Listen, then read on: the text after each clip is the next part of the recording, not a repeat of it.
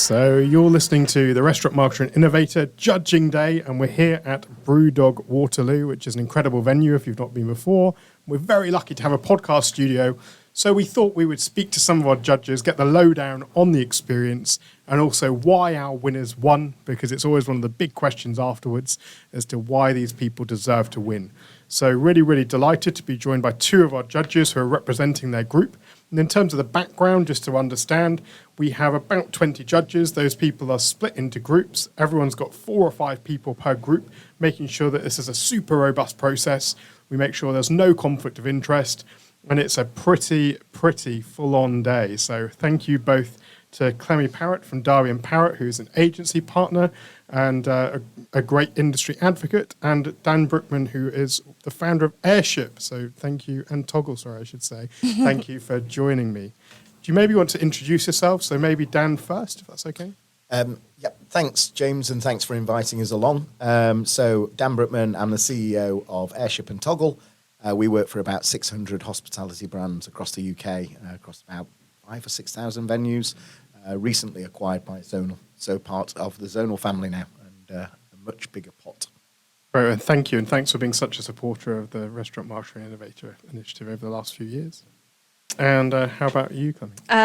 So Clemmie Parrett, CEO of Darby and Parrett. So we are a consumer lifestyle agency. We work with a lot of hospitality brands within that, and we've been a part of RMI for a while now. Thankfully, won an award last year, so thank you for that. That deserves a round of applause, right? Hey, there we go. And for those of you that haven't listened, we're testing out the tech here. So there's a few different, of course, laughter, although I'm not sure that I'm a comedian, so it's not going to be much of that today. There we go. And we're going to get on with the real questions. So let's start off by asking you both just to talk a little bit about the process today and how you found it. You know, you are in a position here of power, dare I say it, being able to make these important decisions. So maybe Dan, do you want to tell us first how you found judging? I thought that the process was very good. If I had some tips for future entries, it's to follow the guidelines. There was quite a few that weren't within the guidelines. We still judge those entries, but they have less of a chance of winning where they don't show just follow the process that's been laid out. But we sat round a table and we went and read every entry. We discussed each of those entries, and then we voted on who we thought should go through and gave our reasoning. It was a good process. Yeah, very good. That's great, thanks. And how about for you, Clemmie? So obviously you were on the other side being judged last year. So you're judging this year. Like, any surprises? Anything that you thought was interesting? I think that it was a great process. I think we looked firmly at the criteria that were given and followed that kind of to a T. I mean, obviously there were some great brands that participated but didn't cover all of those areas of criteria, which unfortunately is just is something that needs to be a big focus. So but overall really great kind of team, I guess. We are a team now. And I hope we've showcased that we've got some really, really great brands here and a few winners as well. It's worth saying, I think the caliber of entries was very, very strong again this year. There's some big brands there, but also Absolutely. up-and-coming brands. Like, it's always great to be able to see that diversity coming through. And I think sometimes people feel like some of the innovation can only come from small brands, or the best campaigns can only come from the big brands. But we see that it can actually be quite the reverse, right? It can be quite surprising who's doing really fantastic things. I think smaller brands have that chance for a more agility, move quicker. Yeah, I think that, there was a really nice mix. But, definitely we looked at essentially, how creative and innovative the different brands were within their categories and then went from there. And you said obviously there that I think both of you kind of commented about almost doing what you're asked to do. And I always feel like that's one of the most basic things. The categories there, answer what you've been asked to answer. Is there anything else that you think almost certainly lets people down? If there's a reason that someone isn't a good entry? Is there a kind of standard reason as to why? The upside. Just showing the upside of the activity, whether it's technology, whether it's charity, whether it's campaigns, whatever it might be. What was the final result? Where did the change come? How did it impact the business? Definitely, just being clear and concise about why it should win. I think some of the things that I've heard in the past, and almost certainly today as well, is that actually sometimes things that come across as being quite innovative when you start looking at them just don't deliver on those results, or they're not giving us a result. So almost they can't really be judged, right? So I think it's fair to say that we can't say that about the two winners, because I think we've got two fantastic winners. So let's jump into that. So first of the categories that you guys were asked to answer were best use of technology. So Yes. quite a big category. It was quite a busy category, wasn't it? So I think that we felt that all of them were, brilliant brands. They really came to the table with, following quite a lot of the kind of criteria that we were trying to kind of follow. But there were a few standout ones that I think this was actually quite a tricky one to. There was lots of different opinions around the different entries. Yeah. To different people around the table, because lots of marketeers around the table, but from different backgrounds, from branding backgrounds as well as campaigns as well as tech. We whittled it down to 3 as the finalists, and then we took a vote on those, and there were, a couple of ones which were pretty standout, but we thought were quite narrow in their scope to change the face of technology.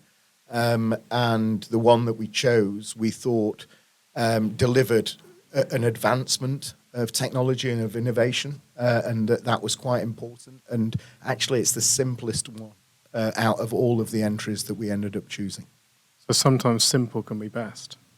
Yeah, definitely. I mean, I think certainly with this specific entry, it was something that I think everyone around the table were like, I'm going to use that now, and it is a very, very obvious one because it's available now, but it's something that they've really looked into, looked at the stats, made sure that, who their clients are, that they're, really building that revenue, building their brand, helping the customer journey hugely. And I feel as if we're like teasing this, and I mean, of course, we've already announced the winner, so because this is being released after the award. So who won?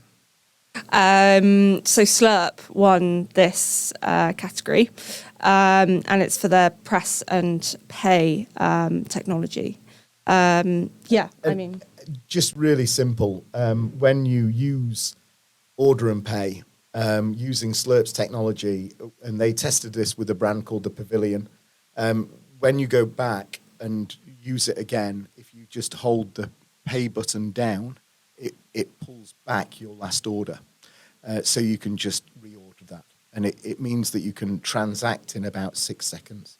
And what we know from the change of the last 3 years is that consumers want a better checkout journey. And it plays a part in the architecture of hospitality, that those people who like order and pay, those people who like to pay at table, you just need to make that better and better and better, because it's not going anywhere. It needs to be improved. And we're creatures of habit, right? We are absolutely creatures of habit. We often drink the same beer. From my perspective, being a part owner of a kebab business, we know that people order the same kebabs week in, week out. I mean, you don't change your kebab, you don't change your beer very often, so it makes a lot of sense. Yeah, it's good. Yeah, overall, incredibly impressed, and I think, definitely going to be using it moving forward. Awesome. That's great. Well, thank you for that. The other one that we're going to talk about is Best Community or Charity Initiative. Yep. And I think this is one we introduced in 2021 in time for 2022 on the basis of the huge amount of work that was done in the sector through COVID, and just how incredible the whole sector really came together and in such a difficult period was there for its community. And I think that it was so popular, we kept it this year, and there was a good number of entries again. So let's just jump straight in, no teasing this time. Who who won this category? So, a little bit of teasing, because I'm going to mention some non-winners first, but people who should be commended. And I think Brewhouse and Kitchen should be commended for their campaign, which was to raise money for the disasters and emergencies for the Ukrainian. So they responded to a crisis. They recognised that a lot of their team were from Ukraine, and they raised £13,000 and gave 100% of their proceeds from their seasonal ale, one of their seasonal ales. And I think the second one that we were all very split on was the Breakfast Club and the work that they do in their communities. So those two, out of quite a lot of entries, actually stood out for us. But the winner was the Maiden Hackney Fuller's entry, which was all based around a vegan burger, which they made with the local community, Maiden Hackney, and the Fuller's team. So they all came together, created this burger. 50p of every sale went towards what was donated, and it also was such a success that they're continuing it on across all Fuller's sites. And it was the perfect mix of community, charity, everything that we kind of wanted out of a winner for this category, as well as, a few nice additions, healthy eating, sustainability. So yeah, it was a really tough category, but it stood out. I think Everything in one bun. just to press that I button. just needed to press the button. There we go. I think that it was the campaign that had longevity for me, and I think that lots of operators can learn from what Fuller's have done by bringing in a local community to improve their menu offering, create a story out of it, give something back. It's quite straightforward, and they seem to have implemented it really well.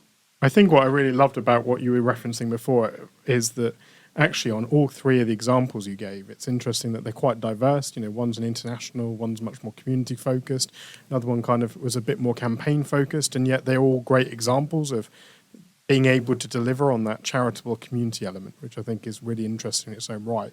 But I think also more than that, I mean, I would say, dare I say it, it's probably the hardest one to judge, because almost anything that does good for community and charities, it's got to be positive and obviously deserves all the recognition. So I think good on you guys for taking on that challenge and coming up with a winner. But I think there was a huge number of people that really deserved some applaud and to say thank you. So there we go, another button. Happy days. Just give him a remote control with buttons on it. I know, when I came in, I was like, this is fantastic. I almost want this all the time, just Christmas as I'm list. walking around. So, yeah, as a newish dad of 2 years, this one definitely feels quite relevant for me. So, is there anything else that you think you'd like to leave on? Any further advice? Any thoughts on the day? I mean, I think from my side, being on the other side, as you said, being judged last year and now being a judge, I think the awards are something that, everyone in marketing should really look at, whether, you're putting yourself forward for Innovator of the Year, Best Marketer, the Best Campaign, and obviously the lovely ones that we've judged today. I think there's so much that we have to celebrate and really kind of, make an effort to put that forward. And, I think we've had a really lovely time kind of going through each and every one of them because, people have put in a huge amount of effort. But, if anyone hasn't submitted this year or hasn't in the past, definitely get involved next year. Yep, great for team recognition. Great. Well, thank you so much for joining. Thanks for your ongoing support, and thanks for being so rigorous with your judging. Thanks, James. Thanks, James. Bye.